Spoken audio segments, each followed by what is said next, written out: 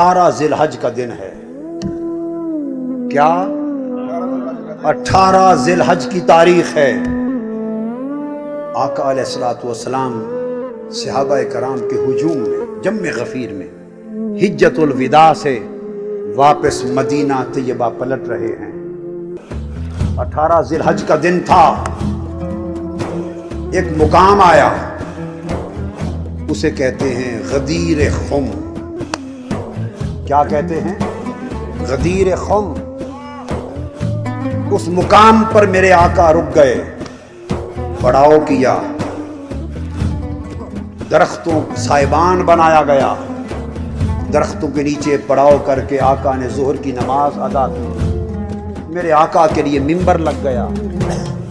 تاجدار کائنات صلی اللہ تعالی علیہ وآلہ وسلم ممبر پر جلوہ افروز ہو گئے، اور حجۃ الوداع سے واپس آنے والے لا تعداد صحابہ کرام میرے مصطفیٰ کے سامعین کا مجمع بن گئے. تاجدار کائنات نے اللہ کی حمد و ثنا کی، اور حمد و ثنا کے بعد فرمایا، لوگو انی تارکم فیکم امرین، وقال انی تارکم فیکم الثقلین لن تدلوا ان تمسکتم بہما ولن تدلوا ان اتبعتموہما کتاب اللہ واہل بیتی عترتی. یہ خطاب غدیر خم ہے، خطاب مصطفیٰ ہے. فرمایا، لوگو میں تمہارے اندر 2 چیزیں چھوڑے جا رہا ہوں. واپس رب کائنات کی بارگاہ کی طرف جانے کا اشارہ بھی دے رہے ہیں. 2 چیزیں چھوڑے جا رہا ہوں، اگر تم ان دونوں کا دامن مضبوطی سے تھام لو گے تو کبھی گمراہ نہیں ہوگے. وہ 2 چیزیں کیا ہیں؟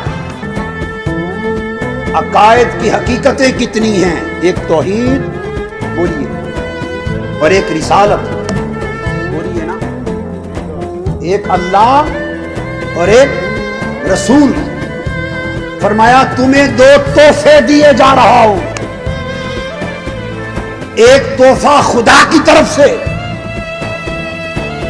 ایک تحفہ مصطفیٰ کی طرف سے. ایک اللہ کا تحفہ، ایک میرا تحفہ. اللہ کا تحفہ کیا؟ کتاب اللہ، اللہ کی کتاب قرآن. یہ تحفہ خدا کی طرف سے قبول کر لو. اور ایک تحفہ مصطفیٰ کی طرف سے، اہل بیت عترتی، میری اہل بیت اور میری عترت، یہ میرا تحفہ.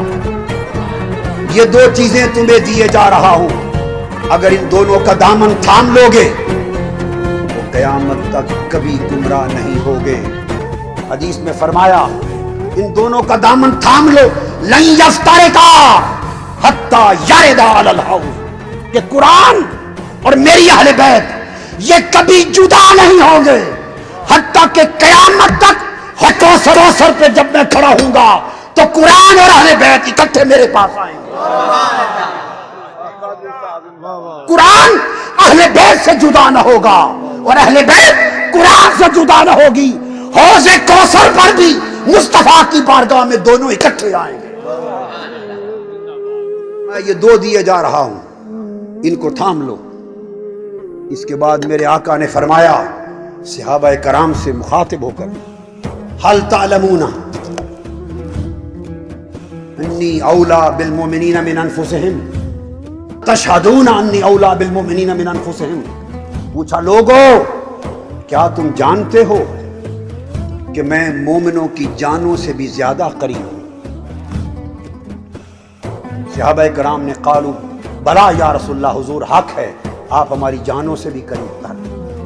کیا تم پہچانتے ہو کہ میں مومنوں تمہاری جانوں کا بھی حاکم ہوں، تمہاری جانوں سے بھی عزیز تر محبوب تر ہوں؟ سب نے کہا قالوا بلا یا رسول اللہ.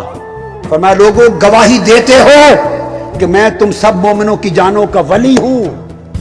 کیا اولا، میں تم سب مومنوں کی جانوں کا ولی ہوں، گواہی دیتے ہو. سب صحابہ کرام نے کہا بلا حق ہے یا رسول اللہ، آپ سب مومنوں کی جانوں کے ولی۔ یہ گواہی لینے کے بعد حدیث پاک کے الفاظ ہیں فَآخَذَ بِيَدِ عَلِيٍّ، آپ نے علی شیر خدا کا ہاتھ پکڑ لیا اور غدیر خم کی وادی میں ہزارہ صحابہ کے اجتماع میں اپنی ولایت پر گواہی لینے کے بعد علی شیر خدا کو کھڑا کیا اور فرمایا میں تم سب کی جانوں کا ولی۔ انہوں نے کہا بلا یا رسول اللہ، فرمایا من کنت مولا ہو فہذا علی مولا۔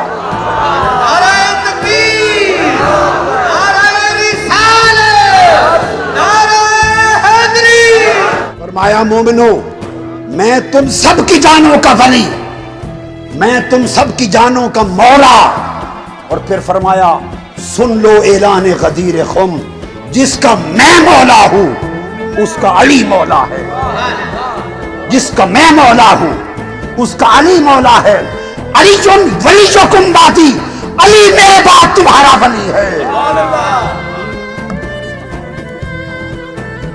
جو مجھے مولا سمجھتا ہے وہ علی کو بھی مولا مان لے، جو مجھے ولی جانتا ہے وہ علی کو ولی جان لے، اور جو علی کو ولی نہیں جانتا وہ مجھے ولی نہیں مانتا، جو علی کو مولا نہیں مانتا وہ مجھے مولا نہیں مانتا۔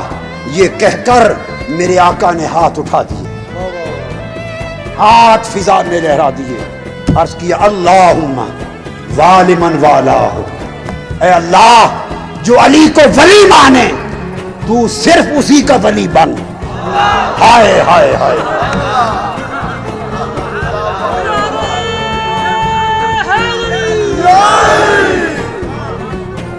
جنگ والوں زبان مصطفیٰ سے ولایت علی کا اعلان ہو رہا ہے، اور اعلان ولایت ولی کے بعد میرے آقا اللہ کی بارگاہ میں عرض کر رہے ہیں مولا جو علی کو ولی مانے تو صرف اسی کا ولی بن، وَعَادِ مَنْ عَادَاهُ، اور جو علی کا دشمن ہو تو اس کا دشمن بن جا،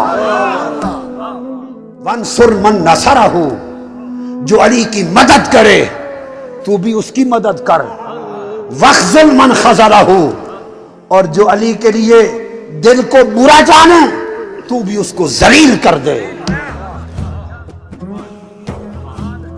اور فرمایا من احبہ فکن لہو حبیبا، جو علی سے محبت کرے تو بھی اس کا حبیب اور دوست بن جا، ومن ابغضہ کن لہو مبغضا، جو علی سے بغض رکھے تو اس کا دشمن بن جا۔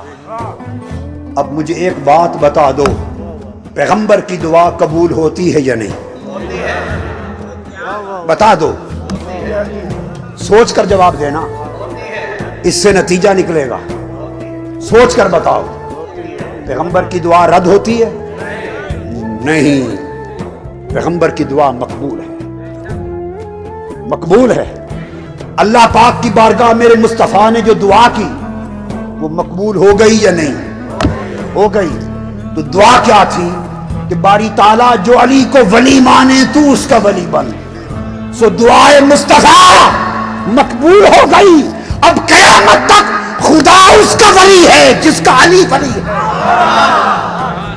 نعرہ تکبیر، نعرہ رسالت، نعرہ حیدری، نگر نگر گلی گلی، قیامت تک، قیامت تک خدا اس کا ولی ہے، نبی جس کا ولی ہے، اور نبی اس کا ولی ہے، علی جس کا ولی ہے۔ قیامت تک خدا اس کا دشمن ہے جو نبی کا دشمن ہے، اور نبی اس کا دشمن ہے جو علی کا دشمن ہے۔ سو جو علی کا ہے وہی نبی کا ہے، جو نبی کا ہے وہی خدا کا۔ میرے آقا نے فرمایا حدیث، اللہم انت مولاي وانا مولا کل مؤمن ومن کنت مولاه علی المولا، اللہ میرا مولا میں ہر مومن کا مولا، اور جس کا میں مولا علی اس کا مولا۔ اعلان ولایت علی ہو گیا، علی ولایت کا سمندر بن گئے۔ اور حدیث میں آتا ہے جب مولا علی کی ولایت مطلقہ کا اعلان ہو گیا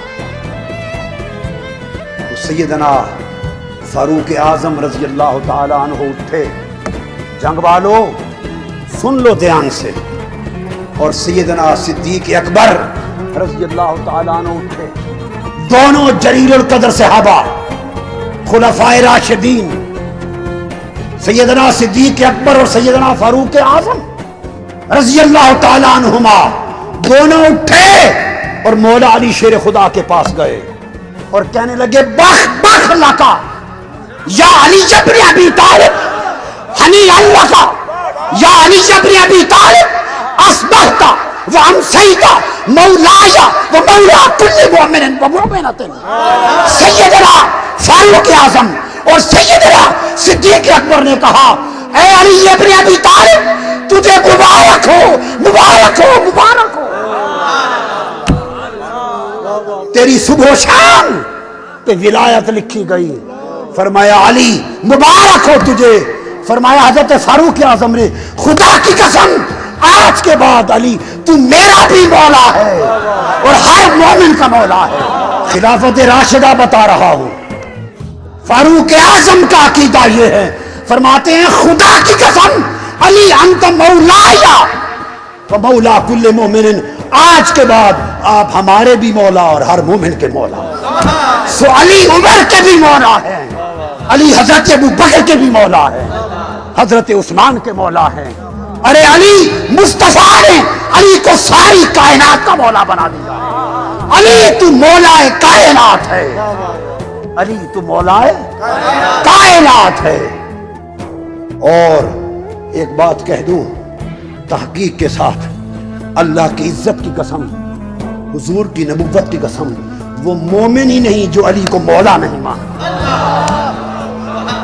وہ مسلمان نہیں جو علی کو مولا نہیں مانتا، ختم۔ وہ مسلمان نہیں جو علی کو مولا نہیں مانتا۔ مسلمانی علی کی مولائیت کو ماننے میں ہے، نبی کی مولائیت کو ماننے میں۔